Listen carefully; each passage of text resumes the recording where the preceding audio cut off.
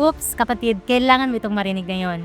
Sabi ng Panginoong Hesus, magsiparito kayo sa akin kayong lahat na napapagal at nangabibigatang lupa at kayo aking pagpapahingahin. Pansin mo ba, hindi niya sinabi, lumapit ka kapag maayos na ang buhay mo, kapag okay ka na, kapag panalo ka na sa lahat. Ang sabi niya, lumapit ka kahit pagod ka, kahit wasak ka, kahit ubos na ubos ka, kasi naintindihan ka niya at gusto kanyang bigyan ng tunay na pahinga.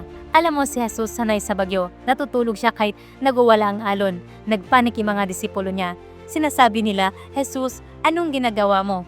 At sinasabi niya sa kanyang mga disipulo na parang relax, kasama niyo ako. Tapos pinatahimik niya yung bagyo. Kapatid, pansin mo ba, hindi hangin o alon ang nagising sa kanya, kundi ang mga boses ng kanyang mga disipulo. Hanggang ngayon, ganun pa rin. Kapatid, kapag tinawag mo siya, patatahimikin niya ang bagyo sa buhay mo. Bibigyan ka niya ng kapayapaan na matagal mo nang hinahanap. Hindi niya binabaliwala ang sakit mo, naghihintay lang siya ng tawag mo. Si Jesus lagi kanyang hawak, hindi kanya bibitawan. Kaya kapatid, naniniwala ka ba? I-comment ang amen kung handa kang lumapit sa kanya ngayon.